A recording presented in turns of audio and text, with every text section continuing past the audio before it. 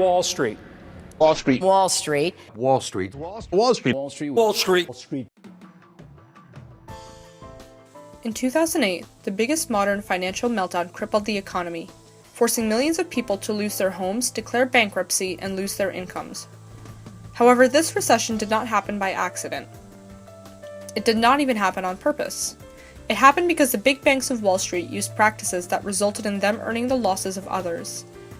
By selling sham insurances and bonds to consumers that were bound to fail, Wall Street executives took advantage of the common middle-class American consumer and gained millions and millions of dollars in bonuses to lead their lavish lifestyle. One of our biggest examples of this behavior is visible in the Oscar-nominated film, The Wolf of Wall Street. This attitude of the rich get richer on Wall Street, however, is nothing new. These practices have been happening for years by way of Ponzi schemes, insider trading, and bribery. But how did it come to this? And why is it difficult to trust the financial institutions that essentially control many of our lives? Management has no stake in the company. Altogether, these men sitting up here own less than 3% of the company.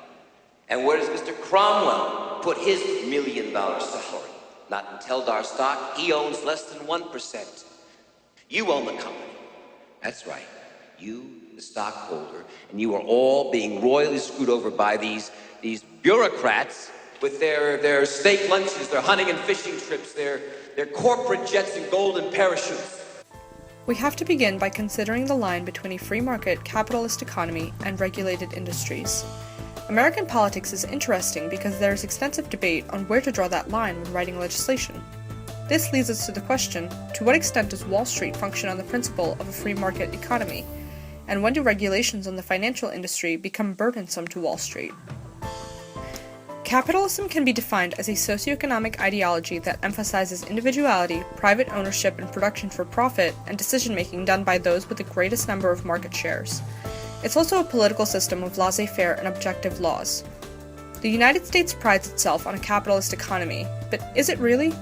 Consider the many laws passed since the Securities Act of 1933, such as the Trust Indenture Act of 1939, Insider Trading Sanctions Act of 1984, the Dodd-Frank Wall Street Reform and Consumer Protection Act of 2010, and Jumpstart Our Business Startups Act of 2012.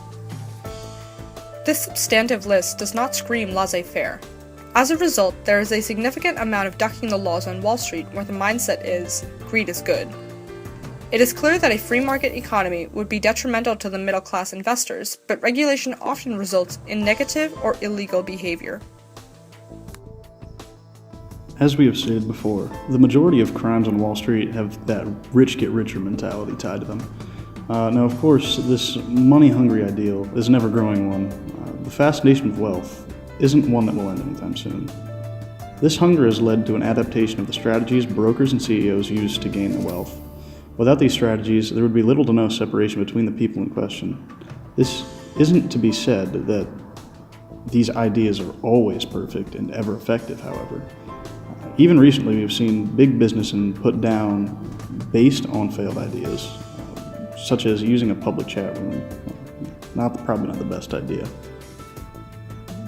So this has led to several major declines in the U.S. economy. Goldman Sachs, JP Morgan, and other investment banking giants caused major problems in 2008 and pushed America into economic crisis.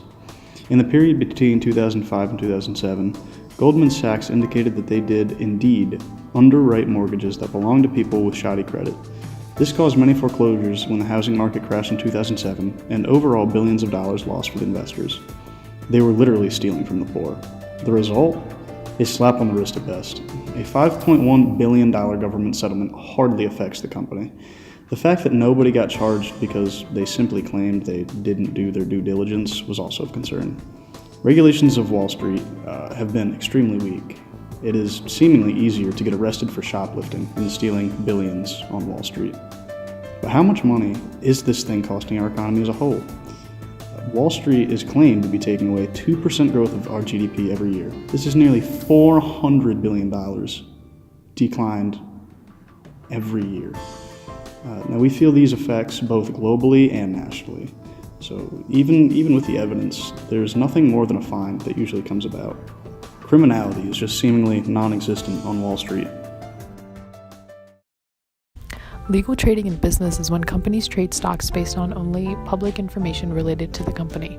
In other words, stock trading is only legal until information is obtained by taking advantage of non-public means through high-profile employees. It is considered illegal the moment trading is manipulated to make profits or avoid loss based on non-public information. Unlike other illegal activities, insider trading remains one of the most controversial economic issues among economists and other legal scholars. A large amount of academics question whether insider trading is even harmful, much less worthy of legal action. The views on insider trading range from aversive hostility to positive assessments of its economic benefits. As a result, there are several scholars who support the current restrictions placed on insider trading, while there are others who advocate a more laissez-faire approach to government policy. The impact of illegal insider trading is detrimental to the functioning of the capital market. Illegal insider trading guarantees that there is no fair play involved since there is no fair demand and supply of stocks. This unchecked insider trading is harmful to the economy as a whole.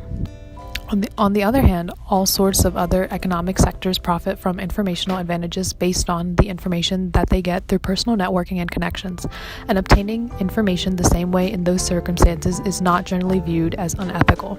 Then why is exploiting an informational advantage in stock trading considered unethical?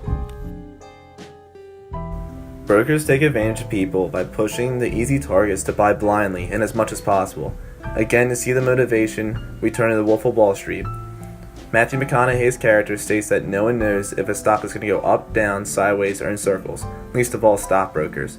Instead of letting your client cash out, you get a brilliant idea to invest in something else. This strategy allows the broker to maximize their commissions while at the same time carelessly coercing their client into outputting more money that can possibly be lost. With these revelations, it's hard to believe that people still trust the stock market.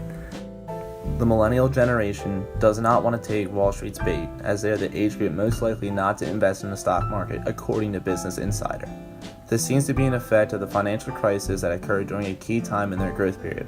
In a survey done by CNN Money, it showed that 93% of the millennial generation distrusts the stock market, while at the same time, Business Insider states that almost half the population, ranging from 35 to 70, have various amounts invested in the stock market, which is most likely due to having more experiences with recessions, but most young people don't see it that way.